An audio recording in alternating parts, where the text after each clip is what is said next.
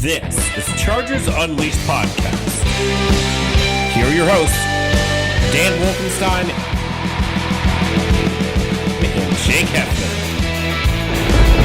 Welcome to a special edition of Chargers Unleashed. Now, whatever catchphrase that you can think of famous team-up groups, anything historically, whether we're talking cartoons, movies, All Wings Report In, Autobots, let's roll out, Avengers Assemble, let's go Voltron Force, it's Morphin time. This is the crossover. These are essentially the Charger Jedi Council that you see before you. This is the Infinity Stones of the Chargers universe. Chargers Unleashed, Locked On Chargers, Guilty as Charged, The Director, and the Chargers Chat podcast, all represented here. Gentlemen, how are we doing? Man, Chargers Unleashed special episode. Stephen Haglund, the director, Kyle Duggin, Dan Wade, David Droegemeier, all guests on the show. Let's do a quick around the horn. Stephen, fellow LAFB friend and host of Guilty as Charged podcast. How you doing, my friend? I'm doing great. Happy to be here talking some ball with the Jedi Council. I think that's what we should roll with, considering the Obi-Wan series and how that's kind of in vogue. I was just at Disneyland yesterday, so I'm rolling with that. So happy to be here. Let's go. Dan Wade, David Droegemeier from Locked On Chargers, friends of the show. Gentlemen, how are we? Well, it's been a lot of great references as far as team ups. I thought we were just the 7 Golden Girls, but the rest of them are pretty good too. I'm happy to be here. Happy to bring David along with me. What's up, David? Oh, you're bringing me along. Is that what's happening here? I thought it was just going to be one of us. But yeah, of course. I don't know why they brought you in, but no, I'm just kidding. Man, it's fantastic to be here, guys, with all of these fantastic content creators that cover the Chargers. And gentlemen, this is probably the most excited I've ever been covering the Chargers, doing this 7 years. Like, this team legitimately looks for real, and I can't wait to talk about it. Let's go. All right, the director, fresh off a hype video that is second to none. Gold. Director, props to you. Congratulations on the hype video. How are you? I'm doing it. Kia ora, Bolt Council. Can we say that today? Kia ora, how's everybody doing? Next time, what an opener by Jake. Next time, I'll just suit up in the Stormtrooper before we get on. Very exciting stuff, man. Look at all these handsome mugs, man. It's going to be a good time.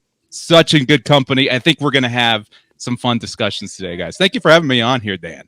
Of course. And last but not least, from Charger Chat Podcast, Kyle Duggin. Welcome. Yeah. How are you, my friend? I'm good. I'm excited to be on here and talk to you guys. I'm getting a little bit more of a Brady Bunch feel with all the squares on here. Yeah. Is that kind of vibe?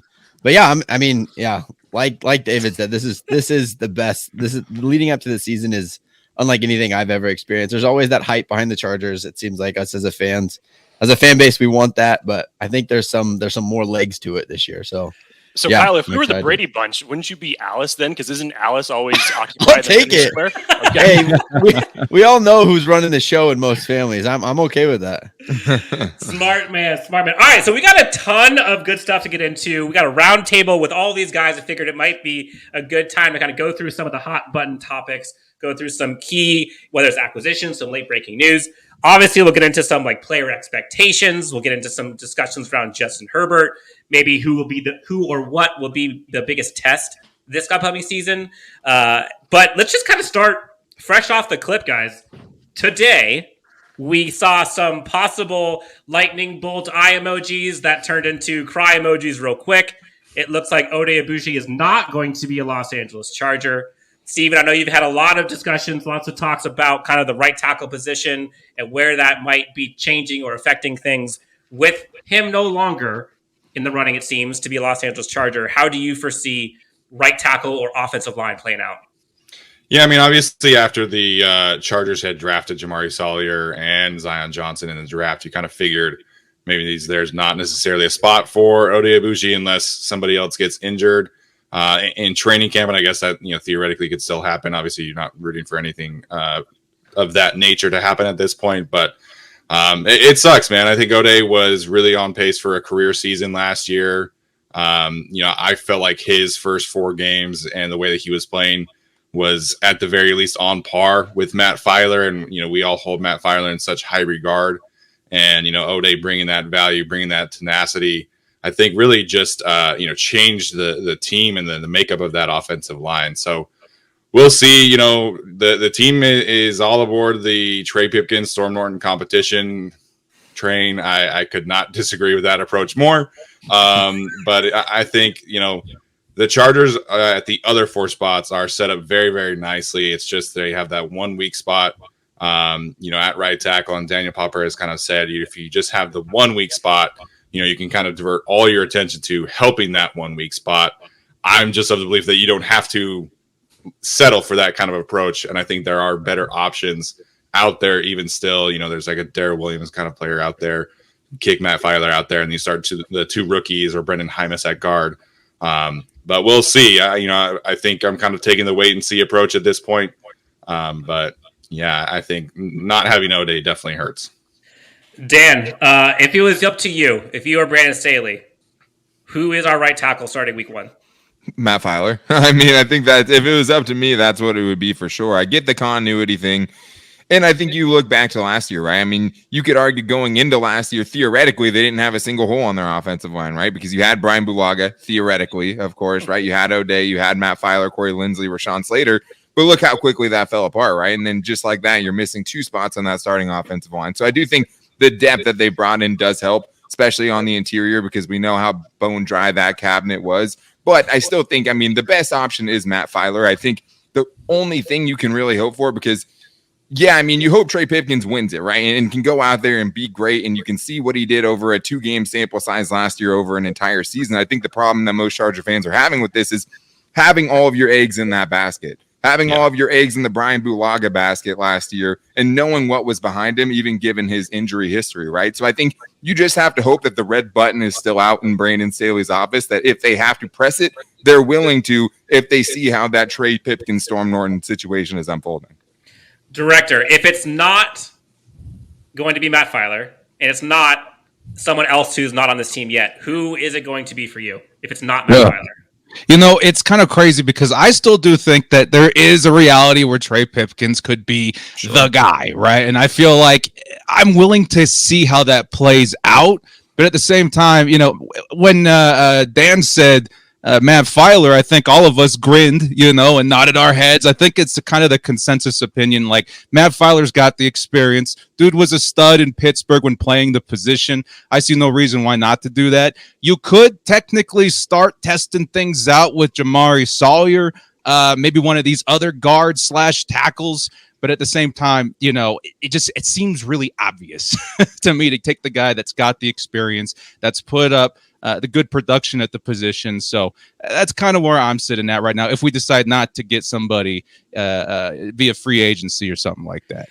Gotcha. Now, moving on to kind of, I think now training camp, we got preseason, it's about to get full swing, about to see camp battles galore. Everyone usually has a player that comes out of nowhere, right? You have Austin Ekeler, who made a name for himself. You've got Austin Prohl, who was putting a bunch of stuff out there before he got cut. Then surprises like a Jermaine, like a Tyron Johnson, who everybody was loving as wide receiver 3, he gets cut. So we'll kind of go around the horn. I'll start with you, Kyle. Like, in terms of preseason training camp, what are some either like predictions for you or maybe a surprise player that you think might kind of come out of the woodwork to kind of surprise some of the Chargers fans? Yeah, I have been stuck on this. It's not necessarily an undrafted guy, but Alex Horvath, the fullback. I look at our team and how built we are. I don't know if an undrafted guy is going to come in and have that immediate impact at a huge impact position like a running back or a wide receiver or a right tackle. Sure. But I think an undrafted guy or a later in the round drafted guy like Horvath could come in and have immediate impact on special teams. It's something that we all know has been a big weakness for the Chargers. And something that needs to be addressed. Also adding depth, obviously. I think that's a fun competition too, with Gabe Neighbors and Horvath back there battling it out. And you don't have the Steven Anderson to be able to step in and take over when Gabe is not able to make it happen. So I'm really intrigued by that pickup to see. I think he could have big time impact on the Chargers this season immediately. Jake, diamond in the rough. Who would be your guy this season for offseason, either prediction of someone who makes a team or someone who's going to light it up that maybe people aren't expecting? I'm really intrigued, obviously, from from the JT Wood selection, because I think that that's just going to make this defense so multiple. You've heard Daniel Jeremiah talk about it so many times. You've heard, obviously, Daniel Popper talk about it. What he can bring to the table, even early on in his career, the reason that they went out and got him is because this is your chess piece to now help Derwin James move around the defense, make him more free, get him back to the 2018 form that we saw him where he was just moving all around the field. So I think when you pair him and the formations with him and Nas back there, I'm really intrigued to see what that is going to look like. Obviously, the ball hawk skills have been on prime display during his time in Baylor, and I think that's one to really watch out for. Mr. Droegemeier, what say you? Yeah, I'm going to go with the offensive line just because we have a continued focus on improving the offensive line since Brandon Staley took over as head coach of the Chargers. I mean, they invested premium capital, not only draft capital, but also spent money in free agency to upgrade the offensive line that was one of the worst in the league for years. And it's just terrible. Now they have actually put premium resources into it. You see the difference. It's tangible. Now you can really look at this offensive line and see 4 out of the 5 guys that you're going to throw out there are average or above average players in this league. And not only that, but getting Jamari Salyer in the 6th round, just absolutely incredible value. I mean, one of my favorite guys, a guy I thought was going to go in the 3rd or 4th round, the Chargers got in the 6th round, a guy I feel like if they ask him to, he can go in and play guard right now. I just love the value there. I mean, just the continued effort on improving the offensive line. It's just absolutely beautiful music to my ears. And avoiding a Senio Kelemete situation too, right? I mean, I think that's the one thing we can all agree on. I mean, Sawyer, high miss, well clapped. As long as it stops Senio Kelemete from coming on the field. Stephen Haglund about to have an aneurysm. Just I know. I see that. People have often talked about like Trent Scott and like all this all like worst offensive lineman they've ever seen. I have never ever seen a worse offensive line performance than Senio Kelemete last year against the Broncos. He shall now be known as he who shall not be named. There it is. He who shall not be coming back. Period. Did he take the throne from Travis Benjamin? Who? Fair enough. I mean, that's like years versus one game, but it's close. Which is crazy. Yeah, pretty close. Steven, sorry, let's flip it a little bit. So if there is one guy who you think is on the hot seat, who you could see actually missing the cut, that might be an unexpected cut this training camp or before we get to the 53, who would be your guy? Unexpected cut. You know, like Kyle, I think that most of the roster spots I feel like are kind of spoken for at this point. In terms of an unexpected cut, like I think Alohi Gilman could have a really tough time making this roster. Great call. You know, Jake mentioned JT Woods. You know, if you would have asked me somebody who I think could kind of come in and light it up at training camp, I probably would have said Mark Webb. Mm-hmm. And he's somebody who lit up training camp last year, and obviously he's recovering from knee surgery right now. But if he becomes healthy and he's rolling in training camp, then really where are you finding a spot for Alohi Gilman? Because you have 6 corners, you have, you know, the other 3 safeties. So if you're choosing between Mark Webb and Alohi Gilman, I think you probably have to choose Mark Webb if he's healthy. So I think a lot of people would be kind of surprised at them cutting a recent draft pick like Alohi. So I think he would be my choice there. I've got an interesting one if I can. Yes. Slip in. I saw you raise just the hand. asked you. He just asked you who you wanted, and you talked about the offensive line. Talk about your surprise cut. Yes, thank you. I'll make it brief, okay? I'm happy to be the one to hold you accountable. Jerry Tillery is the surprise cut here. I think he's definitely at the missing end. the cut entirely. Yeah, Not on the roster. Yeah. I think he has a very, very serious chance of getting cut this offseason because they now have legitimate competition at the same position that he is going to play. Morgan Fox is brought in to do the role that Jerry Tillery has been doing for this Chargers defense the last couple of seasons. It's not going to just be handed to him. He's not going to be a guy that's just going to be sitting out of preseason games anymore. He's going to have to absolutely earn his spot, and I think there is a legitimate chance that he could not make it. Now, you bring up an interesting point about Alohi Gilman, Steve, and you think about it, like he arguably is the least athletic safety on this team, which he actually was pretty reliable last year when he was brought out there. But looking at Mark Webb now, JT Woods, I mean, there's Nas Adderley, there's a bunch of dudes that when you're looking for athletes, you know, the RAS score everybody talks about, like, I think he's the worst of them. Director, surprise cut. It can't be Jerry Tillery. It can't be Alohi Gilman. Man, you guys throwing me in the tough spot yet again. I don't like talking about cutting people. I don't like cutting my Chargers. But at the same time, I was going to bring up Jerry Tillery as well. I think a lot of people feel that he's got some sort of immunity because of the first round pick status. I don't know, man. I saw so many situations last season where I'm like, keeping him in there is probably hurting this team more than it's helping at this point. I understand there's some flashes in the pass rush and stuff like that, but a big part of why the run defense was so bad was Jerry Tillery. If I had to choose another guy, I think again, another recent draft pick of the Chargers, Joshua Kelly, might not make the cut with the Chargers either, just because, again, there's so many guys in there. It's going to be a very stiff competition.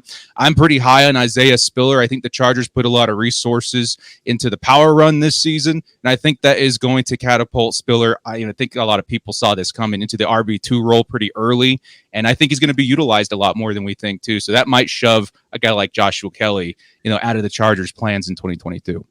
Okay, so let's kind of transition then. It's a good transition here.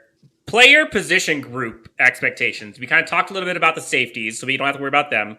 Let's talk about the interior defensive line for a sec. Everybody talked about ad nauseum, like how bad the Chargers defense was, especially on third down, especially against the run, especially up the middle. And the Chargers went out and put a ton of resources into that.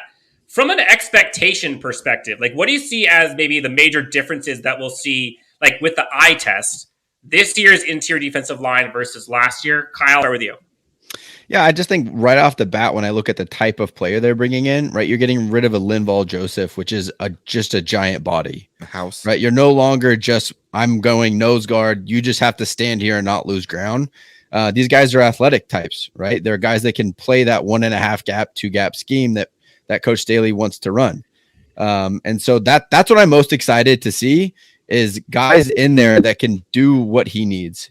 I think the deficiencies that we had on defense, as much as we as fans like to think that we know, Coach Staley knew just as well the deficiencies that he had, and it had to affect his ability to call plays.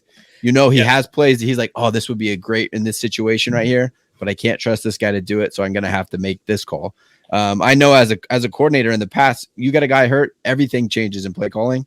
So I'm excited to see how that evolves in our new interior defensive line that I think is just more athletic and more able to do the scheme that he wants to run. Jake, of all the interior defensive line guys that either came onto this team in free agency or maybe a guy who's already been on the team, who is one guy who you think is going to make the biggest difference at the interior defensive line position this season compared to what we had last season? I mean, it's hard to ignore Sebastian Joseph-Day, obviously, just with his notoriety becoming the new eyeball emoji police for the Chargers that we all love to see. I think you got to look at Austin Johnson a little bit. I don't think that we're talking about him enough just in terms of, him being more of just that lower level signee that I just don't think is getting enough love. I think for what he did for the Giants and what he's done thus far in the NFL, and when you really break down his scores, what he's done against the run, I think when you pair him alongside a guy like Sebastian Joseph-Day and then put that in between a Joey Bosa and a Khalil Mack, I think that as far as your formidable starting offensive line, especially when we were talking about stopping the run and all of the trials and tribulations that the Chargers defense had to go through on that last year, I think that's one that we should be giving just a little bit more notoriety to. Sticking with the interior defensive line, Dan Wade, coming to you. In terms of the group, how many interior defensive linemen are you keeping on this roster? And who's the odd man or men out?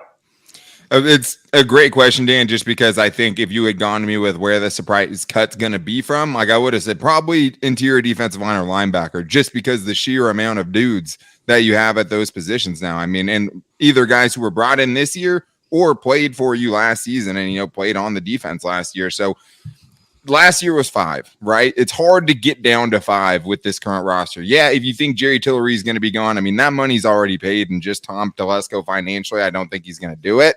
And obviously the affinity that he's shown for his first round picks, and wanting that to work out. I think it's 6. I think it ends up looking like this. I think you have Morgan Fox and Jerry Tillery as that, 3 technique kind of player, 4-eye guy. And then I think you have the rest of the stuffing guys like Sebastian Joseph-Day, Austin Johnson. And then you get to their backups. I mean, it's hard for me to think Christian Covington isn't going to make the team just because they just brought him in. But that leaves a lot of guys, right? That leaves a lot of guys that played last year and are really on the roster bubble, like a Braden Fehoko, right? And Joe Gaziano, guys that actually played meaningful snaps for you last season. And in Fehoko's, case, as all of us know, played really well and actually deserved to have probably a bigger role than he had last season. So I think it ends up being 6. I've definitely missed someone in there, but I think it'll be 1 more than last year just because of the sheer amount of guys. I don't think Tillery's getting cut. I think by, process of just looking at it that way, I think it's going to end up being 6 dudes. Steven, I know you love talking about the trench game. Do you agree? Is there anybody there that you would see differently not making the team? Yeah, first of all, I agree. It definitely should be 6. I think if you look at, the kind of issues that they had at the start of the season, and obviously choosing Eric Banks over the other guys was a freaking disaster. Was a choice, yeah. It was certainly a choice. It certainly qualifies as a decision.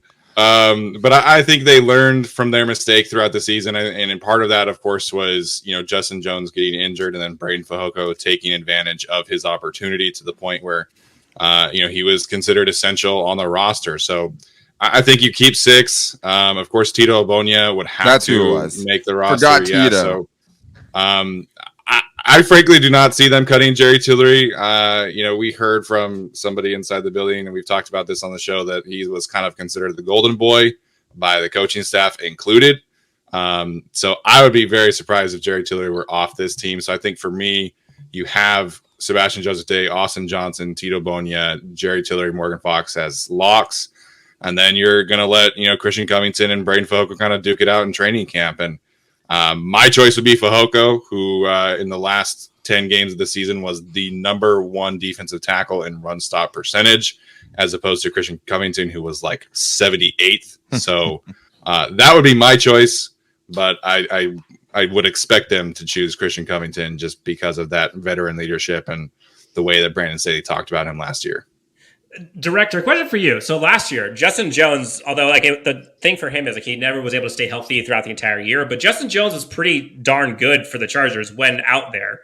Where would you put, and I think it's interesting to have perspective, where would you put Justin Jones stack ranked with the guys that we currently have at interior defensive linemen? If you had all of them on your squad, would Justin Jones be IDL 3, 2?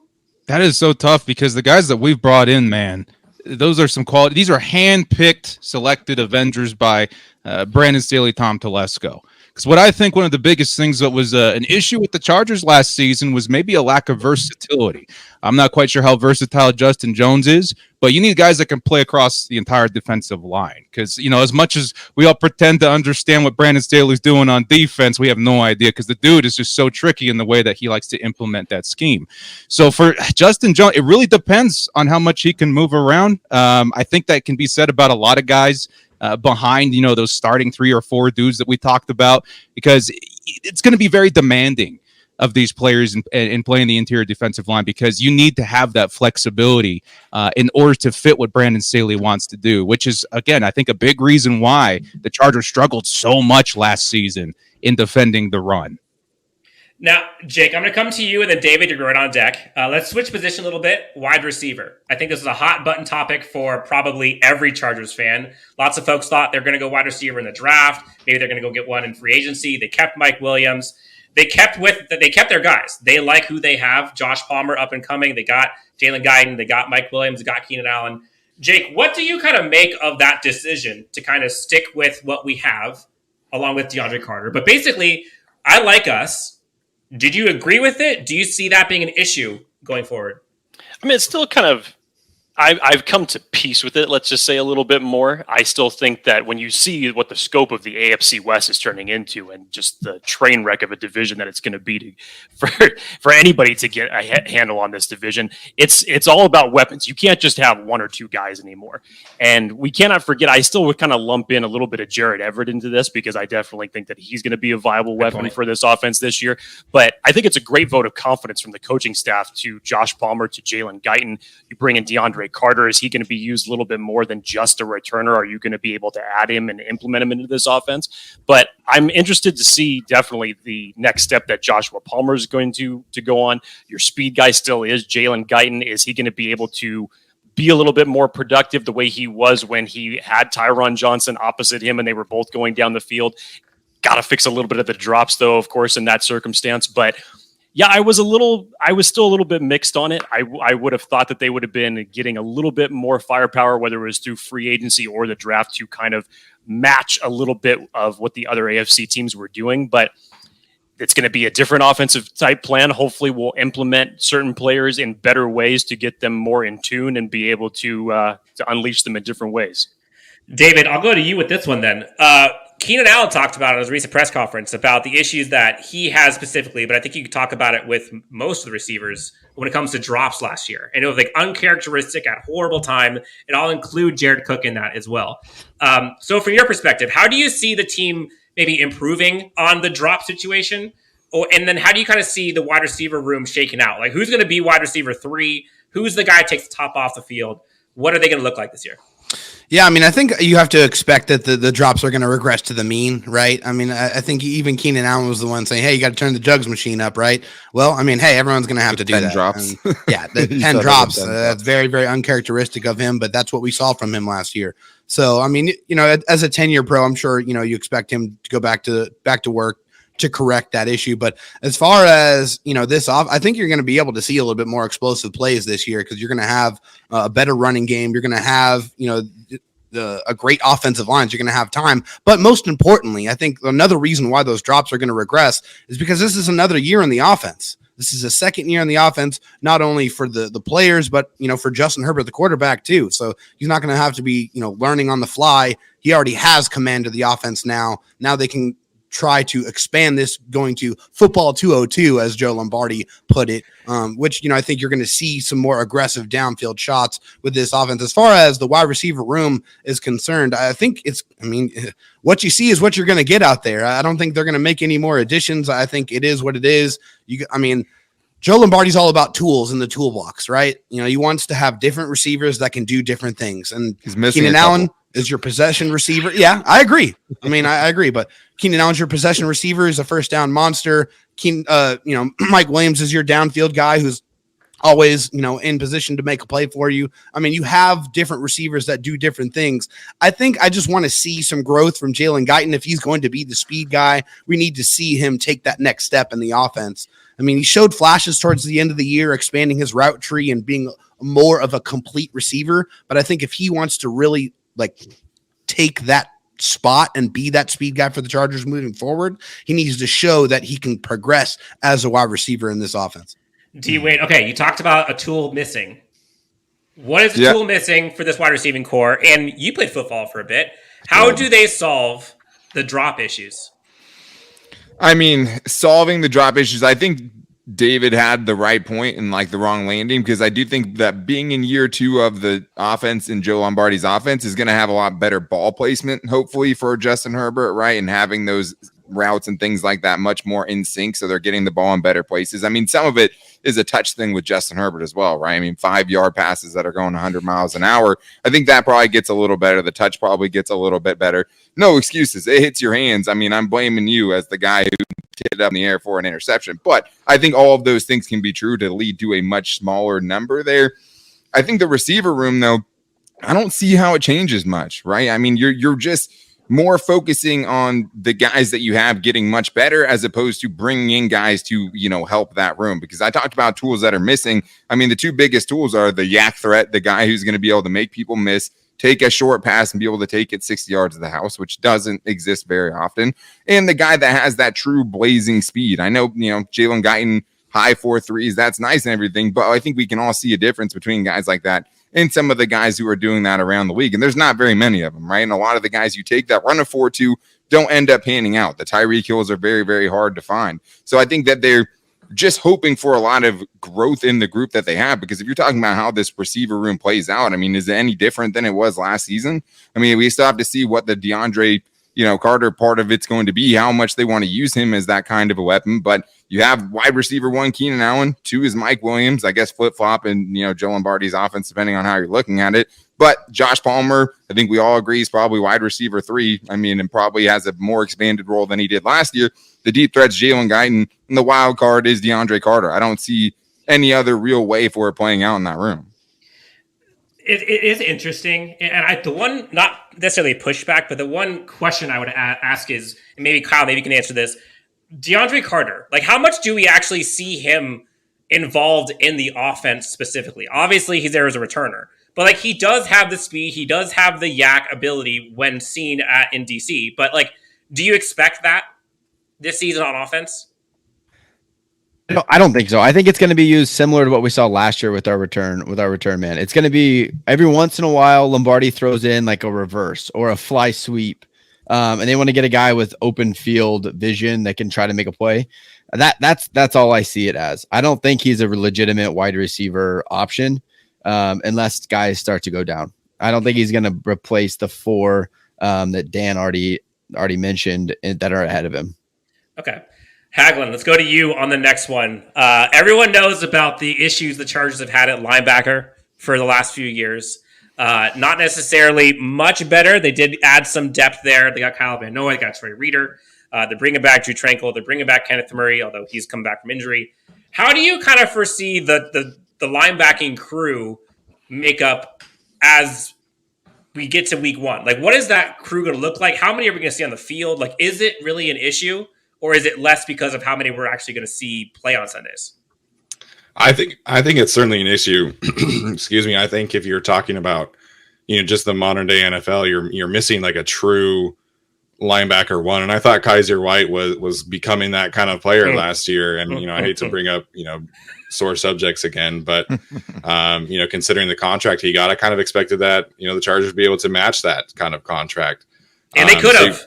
They could have. So you bring in Troy Reader, who I think is fine. To me, he's kind of like your insurance plan for Kenneth Murray missing games. Maybe Nick Niemann, Eamon Ogbongbemiga don't take that step forward in their personal development. So I feel fine about the depth, and I feel fine about like their starters. I just don't feel like they have like a true number 1 lead linebacker, if that makes sense. So I like Drew Tranquil a lot. I think he's a really solid player. And I think he probably is the best linebacker on the team.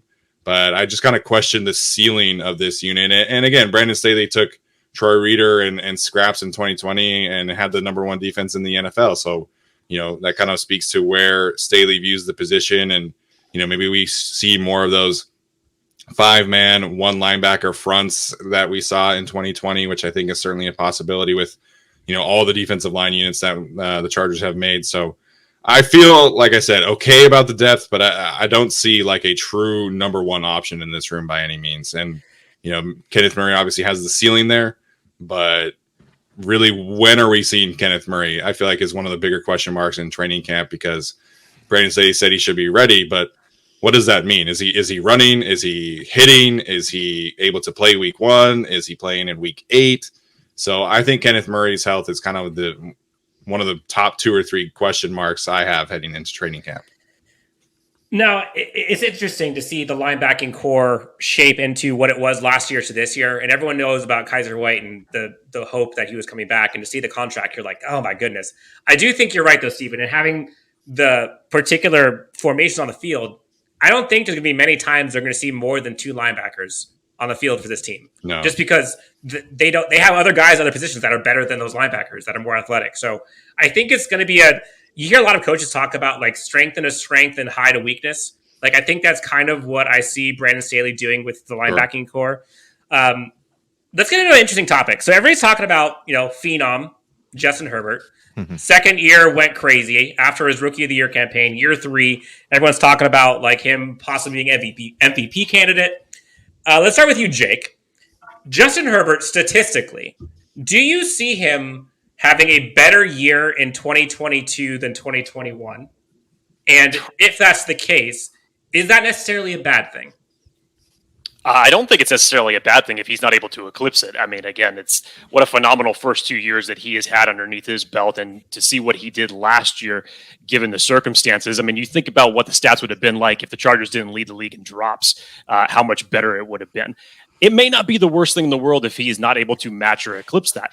Because to me, I would hope that they're putting him in a situation to where he's not having to play catch-up football, which means your defense is playing better. You're not having to play Superman, which means your receivers are catching the ball and being able to progress downfield a little bit more. And how about your running game being able to sustain? You get a little bit more of a two-headed monster now with Isaiah Spiller to pair with Austin Ekeler. So if you can make, you've heard Brandon Staley talk about this so far in RTAs as far as being a complete team. If you can make this a team to where Justin Herbert is not necessarily have to be the guy that bails you out, even though it's great when he does, and obviously he's the only guy that can truly do that. But if you can make this team that multiple to where you can give Justin Herbert every opportunity from a defensive taking it away, giving it back to the offense, your running game being able to just grind out those tough games at the end and take the game over, that's productive football.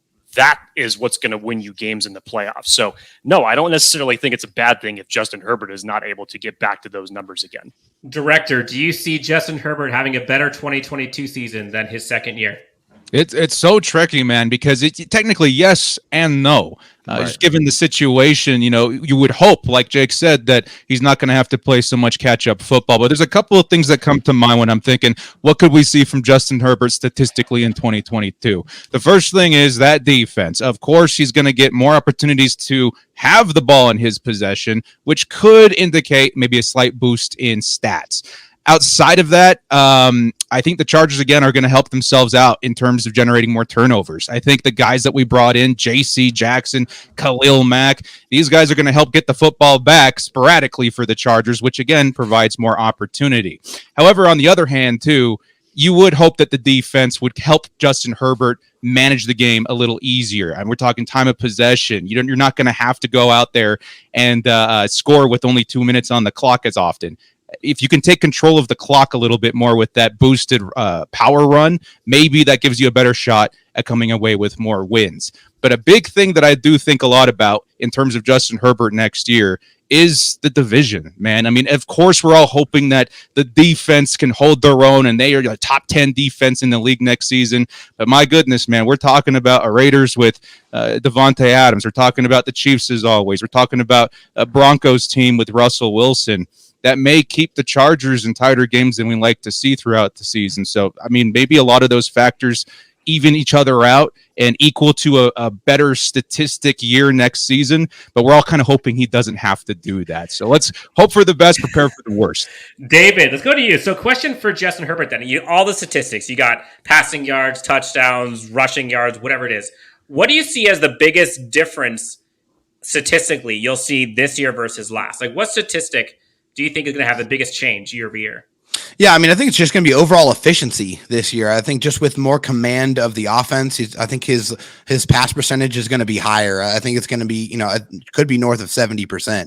I think I can realistically see that with more command of the offense and more chemistry with his offensive weapons, more time, hopefully, in front of him with that offensive line, less interceptions and a higher completion percentage, I think is what I see translating in year two of an offense for the first time for Justin Herbert since high school.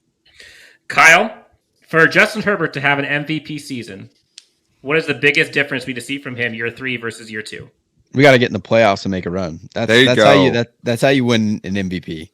Like clearly Justin Herbert he's landed. He's here. He's in the NFL. He's one of the top 5 quarterbacks in the NFL. His stats were there last year with the guys that were in the race for the MVP, but we weren't in the playoffs. For us to be in the playoffs, it's going to require Justin to have a great year. And for us to win in the playoffs, that's going to solidify his name as one of the best quarterbacks in the NFL. So I think we get in the playoffs, we win a couple games. Absolutely. He's going to be one of the top 5 guys. And to the previous question of him having a recession, I don't know why there is all that. Like it seems constant with Justin Herbert. We can't allow the man just to be a great quarterback. Like just everyone just, it's okay. He's really good at quarterback. Coming into last year was sophomore slump. He's going to have a sophomore slump. There's no way he can repeat. He repeats plus some. Now you have a guy in another year of the offense, and we act as guys. None of us want to lead and to start running. Like that's what we all say. Like, oh, we're going to run the ball more. None of us want that. We know as Charger fans, having covered this team for however many years, you start to let up, teams are going to come back. I don't think that Brandon Staley has any ounce of let's run the ball to run the clock out in him. I think we're going for on fourth down. We're going to take the ball away and we're going to throw for 5,000 plus yards. That's what I anticipate. I love it. Let's go aggression. Yeah. All right. So, Director, you talked about some of the new names, right? We got Khalil Mack, we got J.C. Jackson, we got Sebastian Joseph-Day, Gerald Everett. Let's go into kind of like difference makers this season. So last year we had a crop of them, and we didn't make the playoffs. This year, rule for this one, we're going to go around the horn, all of you guys. You're not allowed to repeat. So we'll start with the director, and then we'll just go clockwise throughout.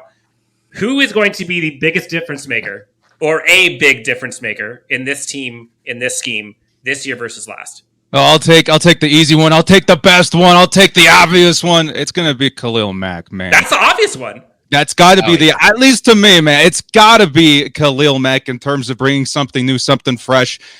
Pressure is the key to everything. You must get to the quarterback in the AFC West. This was one of the most, I'm sure that they had plans for it ahead of time, but one of the most perfect counters to the Denver Broncos picking up a Russell Wilson, to the Raiders loading up on offense. You have got to get to the quarterback. I have to talk about the butterfly effect in terms of defense. When you bring somebody in like that, is going to affect every level of that defense, of which they bolstered every level in some way as well. So I think Joey Bosa might be in for a career season this year. His best season came from one of Melvin Ingram's best seasons, I do believe. I think 10.5 sacks, Melvin Ingram, and then 12.5, Joey Bosa.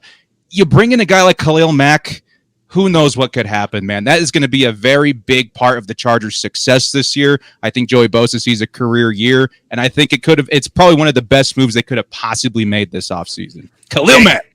Jay, Khalil Mack is off the board. Next up, most impactful player on this team. Let's just not say Justin Herbert. We all know Justin Herbert's going to Wait, Justin Herbert's an option? What?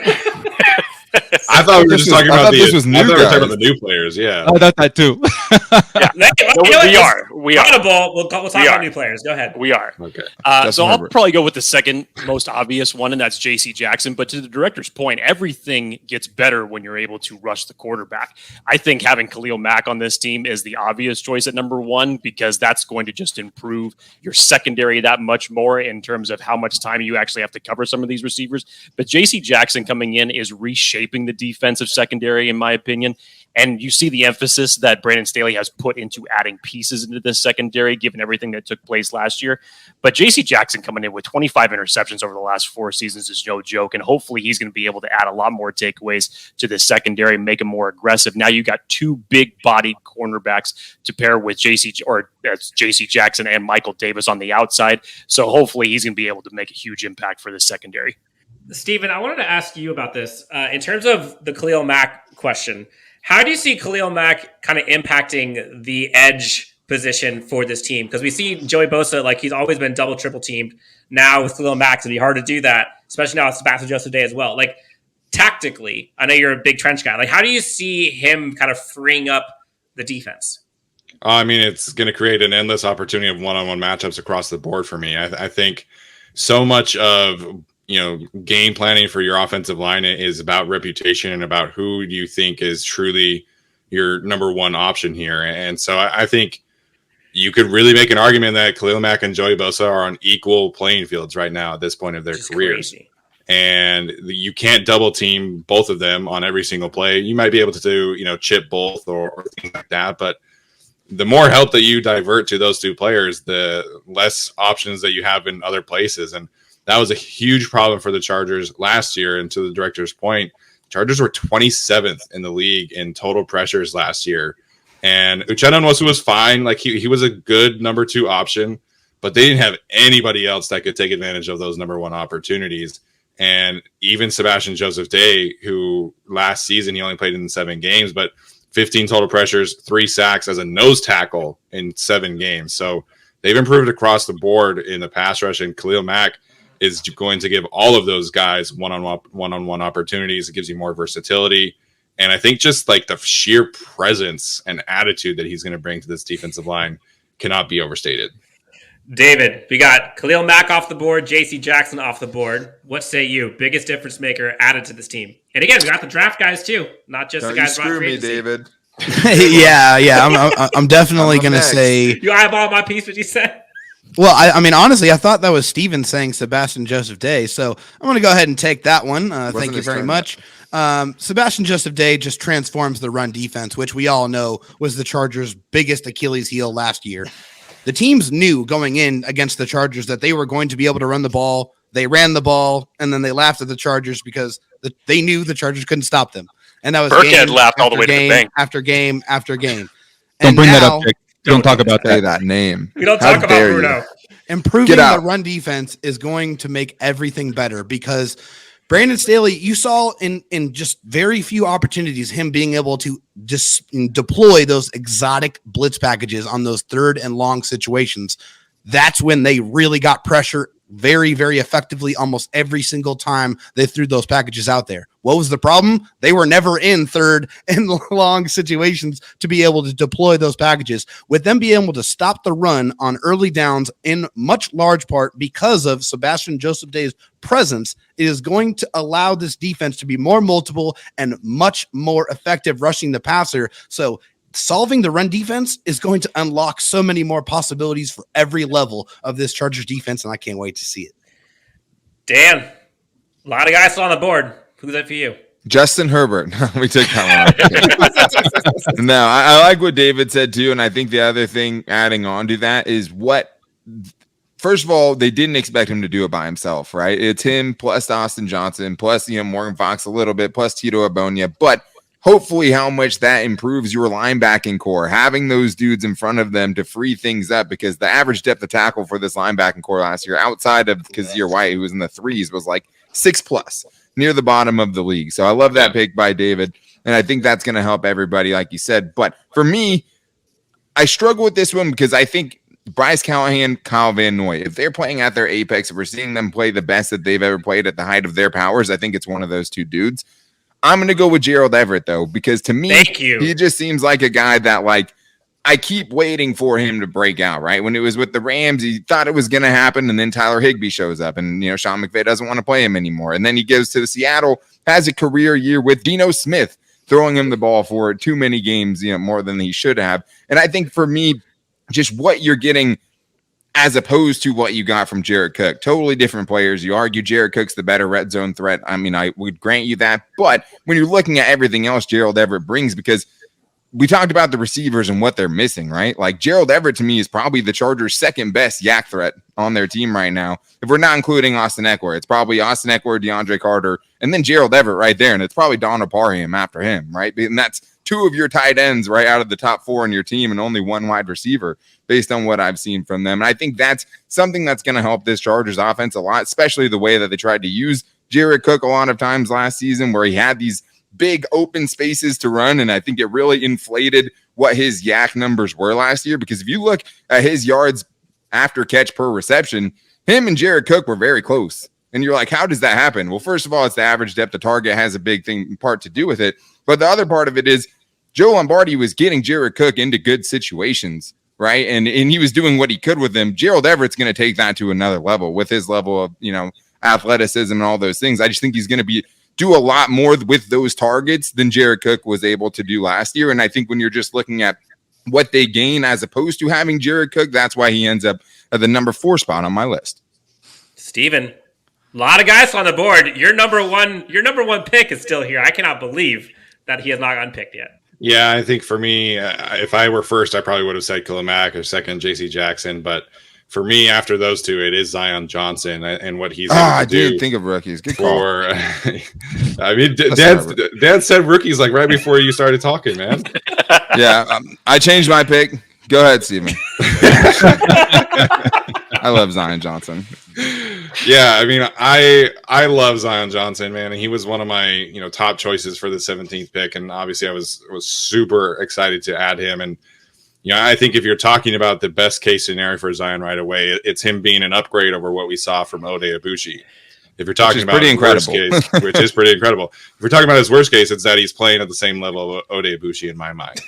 And True Media tracks pass blocking reps and run blocking reps as wins and losses, right? And blown block rate is something that they are really big on.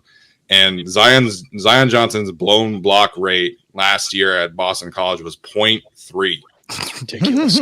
Meaning his win percentage was 97.7. And you look at Wouldn't that be all of these 99.7. 99.7. Yeah. Jesus Christ. Look at me lowballing my guy. My goodness. Shame on me. Big Trevor Penning guy over here. When you talk about blown block rate, it was much higher for Trevor Penning. But I think if Zion hits the ground running in his best case scenario, you're talking about the Chargers having one of the top 3 interior offensive lines in the league right away. And the Tampa Bay Buccaneers probably would have been my choice last year. Ali Marpet is retired. Alex Kappa is on a different team. The Dallas Cowboys have been that. The Philadelphia Eagles could certainly have an argument there.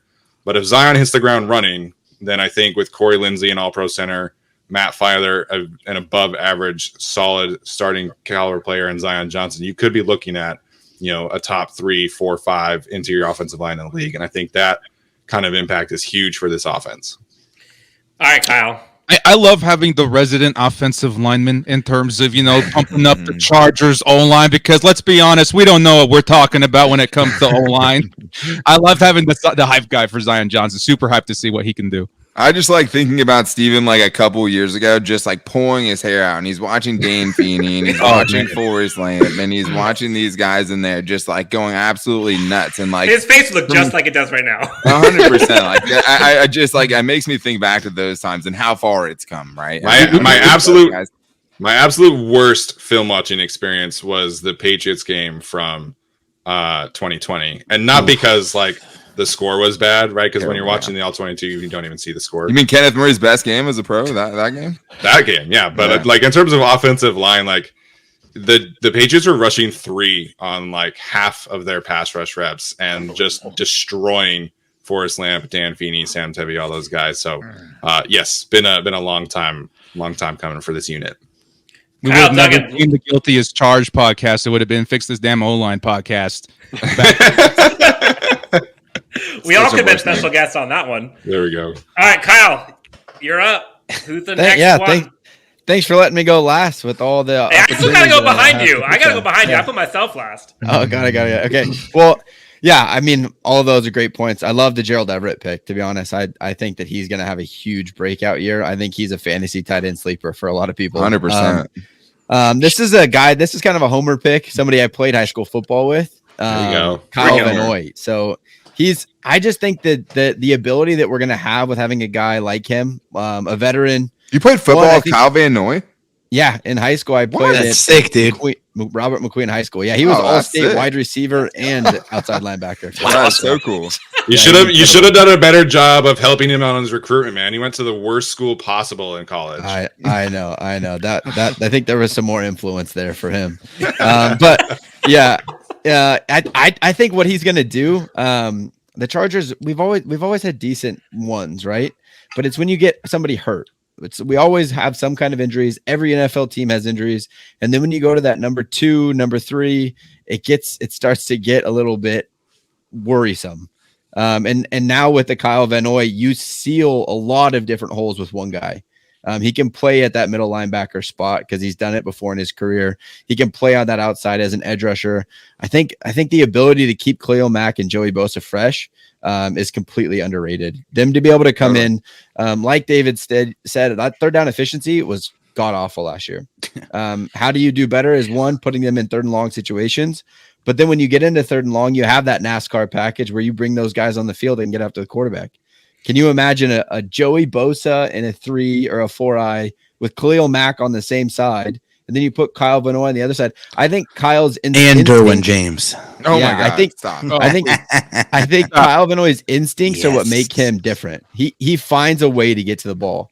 He's a little unorthodox. It doesn't look like everyone all the time, but he's just always around the ball. He's finding a way to make tackles. So I think Kyle is going to do a lot to open up Khalil Mack. I think he's that little extra piece to have Khalil and Joey have gigantic years.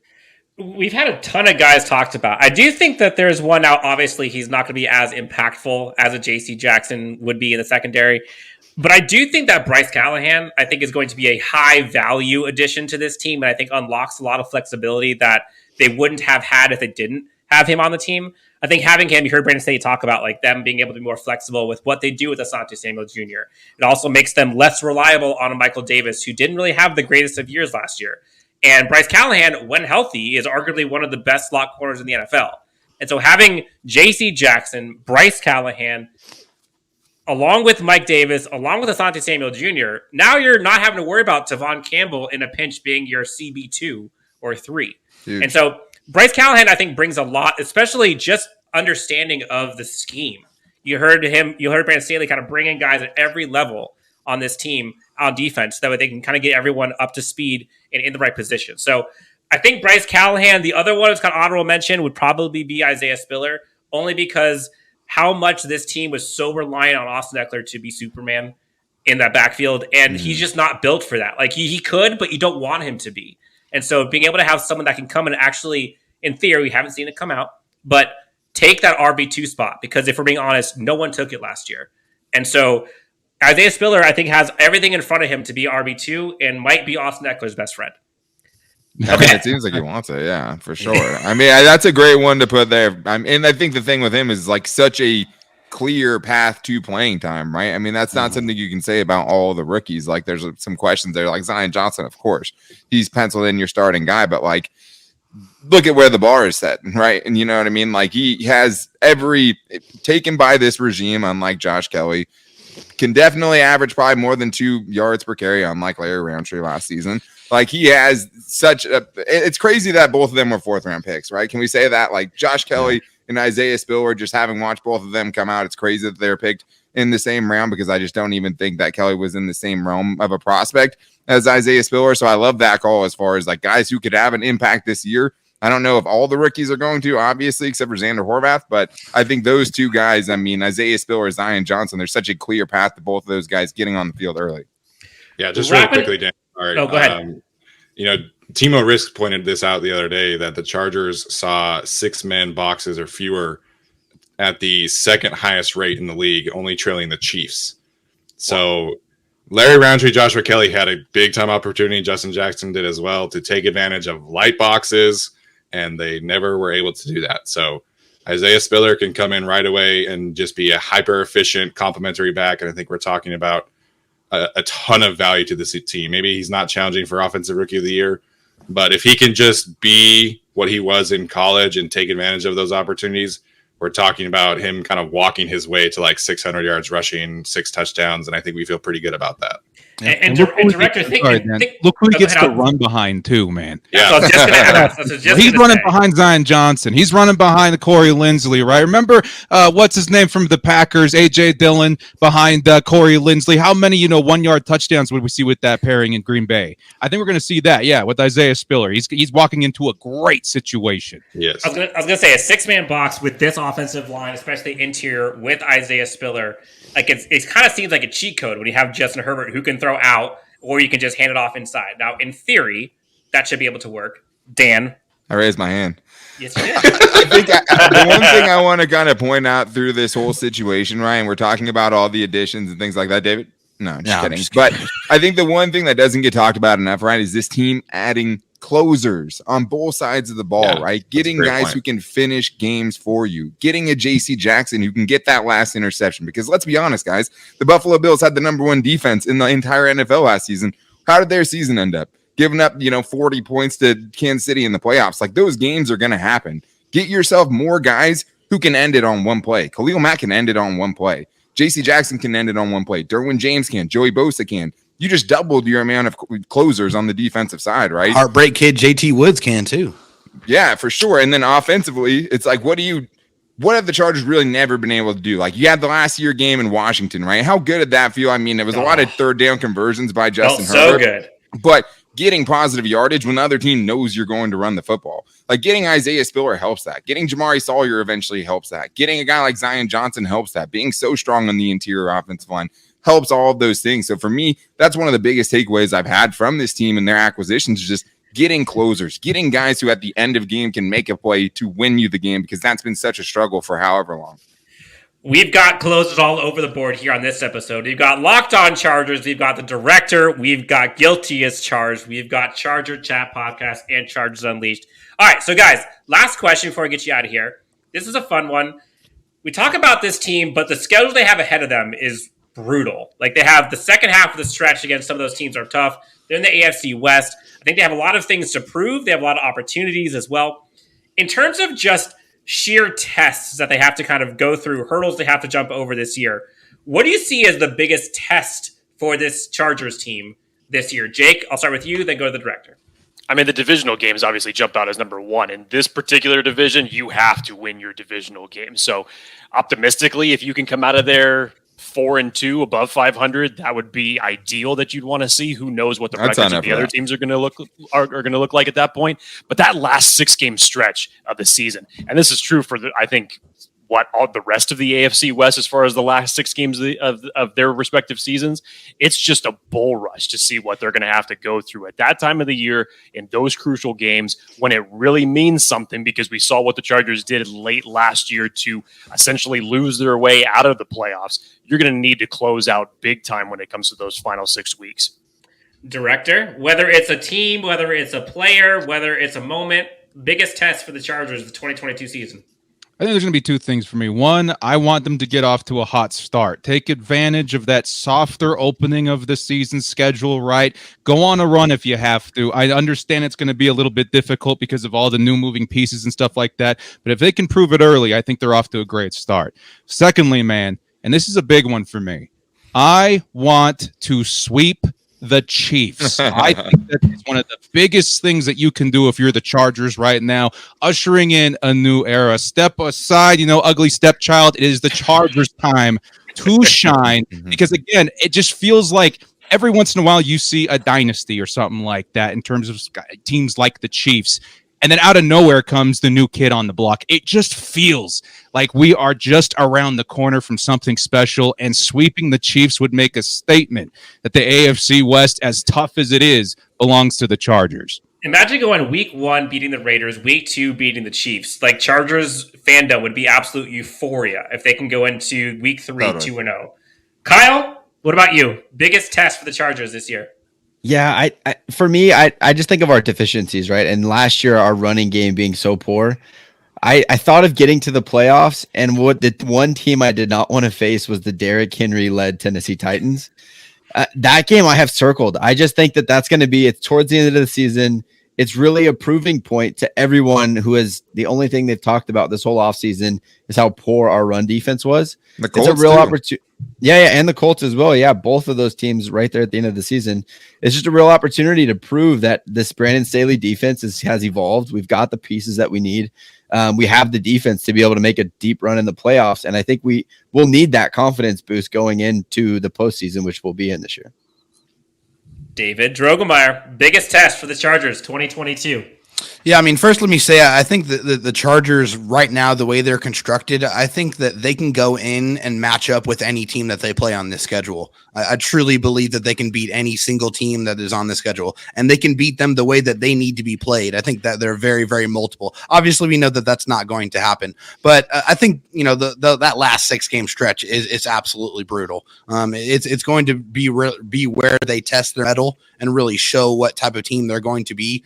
But I mean, it's winning the AFC West, guys. I mean, the Chargers haven't done it in a decade. Like, that's the challenge. Like, you have to supersede the Chiefs. You have to beat them. You have to win the division, go into the playoffs, and ignore the noise and go out there and handle your business. I think the Chargers have done everything that they possibly could without actually getting a right tackle to put themselves in position to really be extremely competitive next season. So I want them to block out the noise and go take care of their business. Mr. Wade, biggest test for this Chargers team. So many things. I mean, I think you don't even have to say AFC West, right? You could just say AFC. The AFC is bonkers. Because you don't get any teams to beat up on inside your division like Ryan Tannehill, right? And Matt Ryan do with the Jaguars and the Texans. I mean, wouldn't that be nice? Yeah, exactly. Like, there's no easy game inside your division.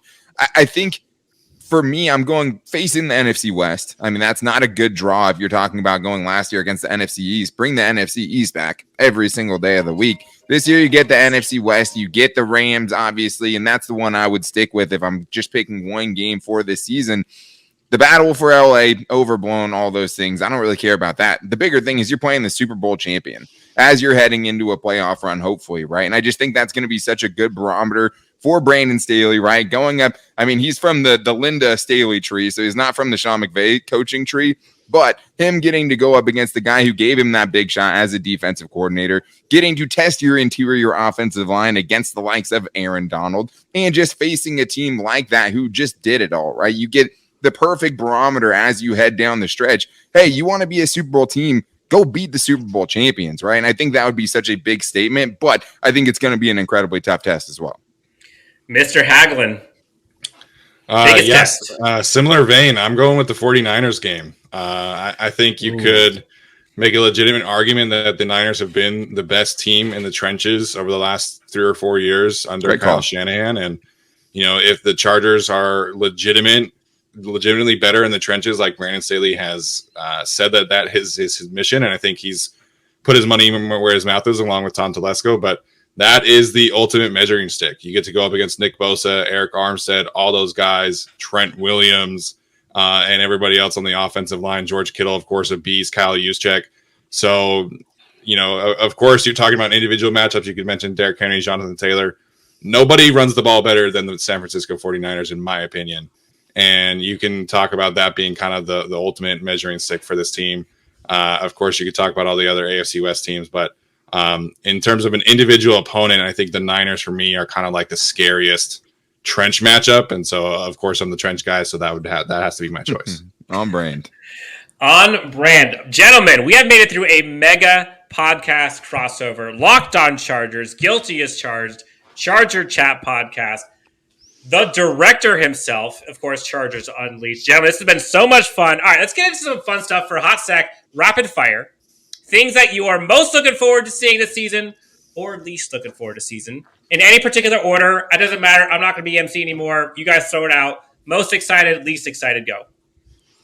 Joey Bosa and Khalil Mack teaming up together. They're going to unleash it. I think they're both going to have career years. I think Joey Bosa is going to have 15-plus sacks, and I think Khalil Mack could be up there with him, too. I think it's going to be absolute mayhem, and pick your poison. Have fun blocking those two dudes. Be a hot take flamethrower on my show, okay? 30-plus sacks between the two, okay. Save some of those hot takes, buddy. Kyle, your turn. Yeah, I'm most excited to see Thunder Alley on game days. That's what I'm looking forward to. Going to the game, being with the guys, just being back around Charger football. I think everything we've talked about this episode is what I'm excited for. I'm excited. I'm also intrigued to see if our fourth down aggressive play calling sticks.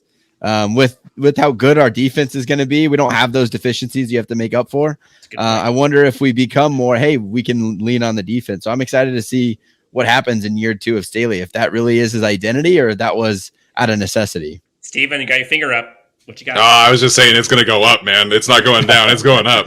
You look at Justin Herbert taking another step towards, challenging for the MVP. I think, Brandon Staley is, going to give him as many opportunities as possible. So, it's generic, right? But Justin Herbert MVP talk, man, I think it's legitimate. I think he has all the goods.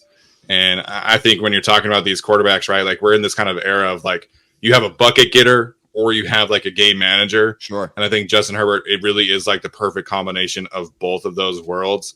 So, I think for me, Justin Herbert MVP talk, we start that train right now. And, I can't wait to see it unfold. And I'll double down on that and talk about just the fact that the QB wins not being a thing after this season because Justin Herbert's going to smash all of those things this season. That's what I'm most looking forward to because I think with like Kyle had said, right, like the biggest thing as far as stats, like I think the interceptions and things like that will go down. I think the gross numbers might go down a little bit too, just because of a more efficient, more well-rounded offense. But the biggest thing we don't talk about as far as the stats that win you an MVP is your win-loss record. You're not winning it at 9-8. You're just not. In the last 10 years, I think the worst quarterback to win it was the Matt Ryan 28-3 year, and I think they were 11-5 on the Falcons that year with Kyle Shanahan running the show offensively for them. So I'm very much looking forward to Justin Herbert's MVP season. I think the team around him is going to help him, even if he doesn't get those raw numbers. And I'm excited to, drink the tears of everyone that's crying about Brandon Staley going for it on fourth down. Are there any of us against it? Are any of us the ones after the game being like, what were you doing? No, I think more. I'm the one wearing the shirt that says Fourth and Staley on it. 100%, but like, don't forget where we came from, guys. Like, how many times did you scream at the TV when it's Mike McCoy or Anthony Lynn? Like, Malibu Mike doing? I mean, Justin Herbert's first game, 4th and 1 in overtime against the Chiefs. And you punt it back to Patrick Mahomes just for him to end your game because you're putting your defense back out there again. So I'm so excited to see Brandon Staley prove a lot of doubters wrong. Justin Herbert proved that QB wins. If you want to count him as a stat, you can do it this year because Justin Herbert's going to have plenty of them in my mind, and he's going to have a lot of quality wins on that resume.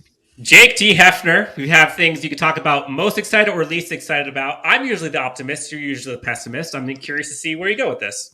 I'll start off with what I'm least excited. There we go. I didn't know that was an option. I didn't know this was a thing. We got an interesting dynamic here then. Yeah. Haglund, you'll probably appreciate this. When we get around to the time of final cuts in August, and we have to talk about again which roster spots are Easton Stick and Gabe Neighbors taking from other players on these final rosters. Maybe that's the thing I'm least excited to hear. But most excited, I would probably say just the defense as a whole. We looked at a year ago what Brandon Staley did to the offense, the offensive line, transforming that essentially in 1 year and how much it improved. And then look at what he does with all this cap room. Him and Tom Telesco go out and virtually transform this entire defense. Night and day, what is it going to look like with all of these new faces and new places on this defense? I'm very excited about it. The director, Mr. Batman himself, what are you most or least excited about? Let's be real. We know you're going to go with most excited. Go ahead. I'm very predictable. I'm sorry. You can read me like a book. I'd be lying if I said I'm not most excited to see Justin Herbert. I think we all feel that way. I'm so freaking excited to see Khalil Mack and Joey Bosa paired up together. But one, maybe that wasn't mentioned, that I'm so stoked to see in person is Derwin James with this defense, man. You talk about the quarterback of the defense, Derwin James. This new look on on defense is going to be tricky, right? We got a lot of new faces, a lot of new personnel. We already know the scheme is pretty complicated. Luckily, Derwin is a very strong leader, right? And he's going to play a huge part in getting everybody ready to adapt to what's about to happen. So I'm very excited to see what his leadership skills, what his talents as an individual player are meshing with the rest of these additions, dude. Derwin James, like David said, Derwin James coming off the edge with Joey Bosa, Khalil Mack, he's so malleable and so flexible that honestly watching him on defense could almost be as exciting as watching a skill position player in offense, because you just really never know what he's up to, where he's lining up, and what kind of impact he could have on any given play. So Derwin James, man, number 3, I'm pulling for that dude. Number 3. I wish you would have stuck at 33 though, man. How many of us have a 33? How many of us have a 33 jersey? 1, 2, 3, 4. Oh, how many of us have a 3? I don't know. Okay, there you go. I think Too big to wear a 3 jersey. Of the big man, right? Because none of us want to wear a single jersey. It doesn't hide enough. Just cover up one of the 3s. You'll be fine. Derwin James going downhill is like watching the Animal Planet. It's my favorite thing in football. Watching that dude decide to go and get somewhere and then actually be able to open field tackle. It's a work of art. I mean, chef's kiss on that one for sure. I forget what game it was, but that play last year or 2 years ago with him coming off the edge and just obliterating the quarterback in like 3 seconds. I forget. What about Teddy Bridgewater last year? I mean, that was. It looked illegal. Literally took him out of the game. Not even like illegal on the football field. Like that just looked like assault. Like that's assault. Just mugged him. Yeah. Gentlemen, it has been a pleasure to have all of you guys. It has been so much fun. You guys did an excellent job. Let's go around the horn with what you guys are working on, where folks can find you. Director, we'll start with you. What are you working on recently? Where can folks find you? Anything you want to tell the good people?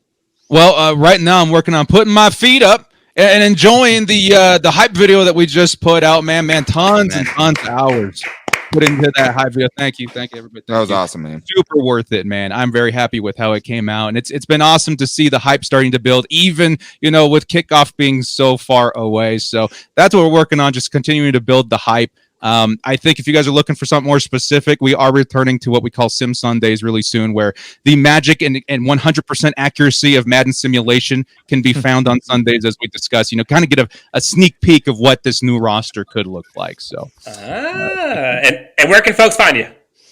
Just look up the Director Chargers on YouTube, and it should be pretty easy from there. Yeah.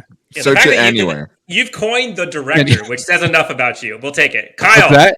I said you've coined the Director. Oh, there you which is- go. which is Okay, pretty cool, yeah. important. So It's like I think- Madonna, dude. He's just Yeah. the director. Yeah. Yeah, like it I was totally. calling you Prince. Nobody knows his name. It's just. So I the had to director. stop going. My username on the Xbox is the director, and I had to stop going online about a year ago because the moment they saw my name go up, I had like You're 6 offline. many requests. Come play Madden. Let's go smack some Apex I Legends. know. There Play you go. offline. The director. Kyle Duggin, what are you and the fellas up to at Charger Chat Podcast? Where can folks find you?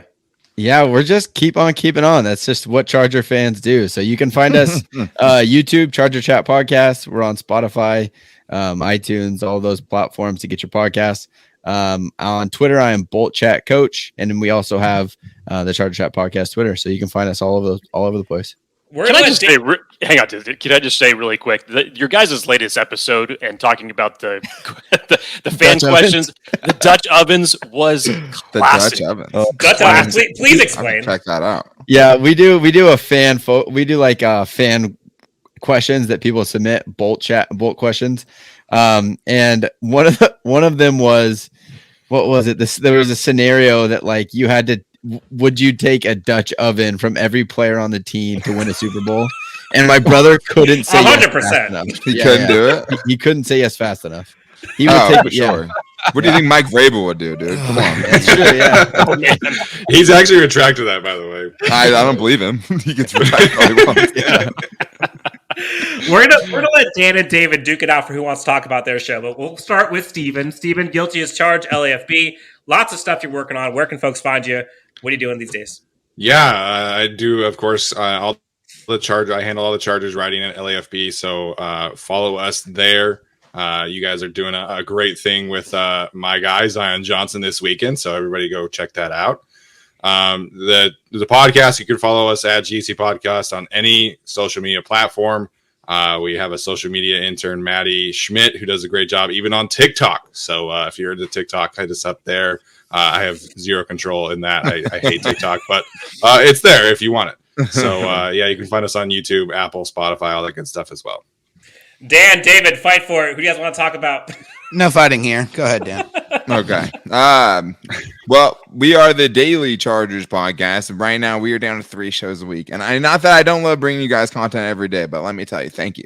Thank you for that. But Yes. you can find Nothing us in the at summer. Locked On LAC just for 1 month. For 4 weeks, I get a little bit of a relief there. But you can find us at Locked On LAC on Twitter. You can find David Droegemeier on Twitter at DroTalkSC. You can find me on Twitter at Dan Talk Sports. We are also on YouTube. You can find the Locked On Chargers YouTube channel. Just hit 3K subscribers. Thank you to everyone who helped us do that. But Thank you. You can also find us on Instagram at Locked On Chargers, something I also barely run as far as social media. Steven's trying to leave us all behind, all the old men trying to get on TikTok first. That's fine.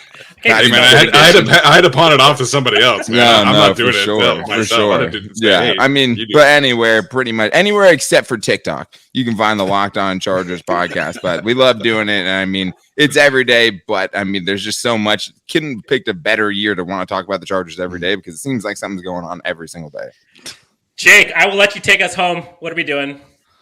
Well, What are we right doing? now, Here's just the after question, hearing Wade talk about that a lot, I would seriously consider getting Wade on the payroll to talk about our ad reads because you know how much I struggle with them, and it just goes seamlessly for Wade to hearing that stuff. So that was beautiful.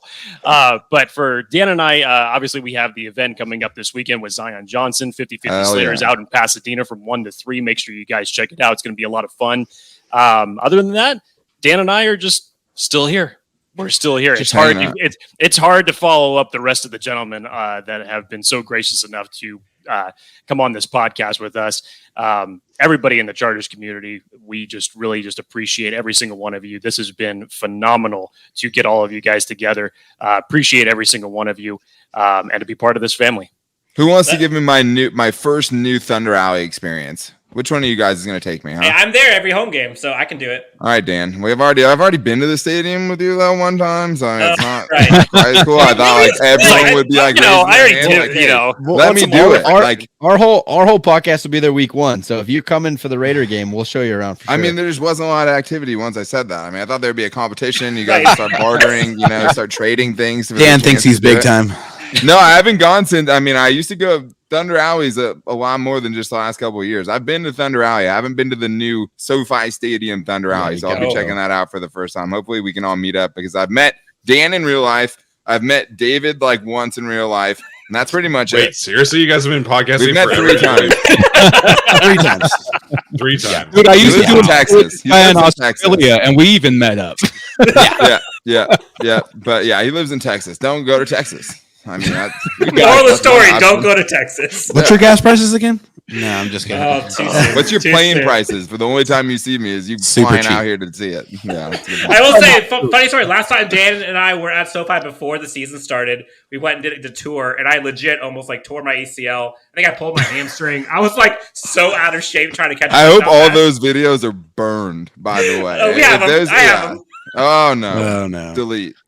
Break your Yeah, I'm phone. pretty sure that was the worst 40-time run. All right, the director, Kyle Duggin, David Droegemeier, Daniel Wade, Stephen Haglund, Jake Hefner, myself, Dan Wolkenstein. Guys, thank you so much for tuning in to this episode. We've had so much fun. Gentlemen, thank you guys, and we'll talk to you next time on Chargers Unleashed.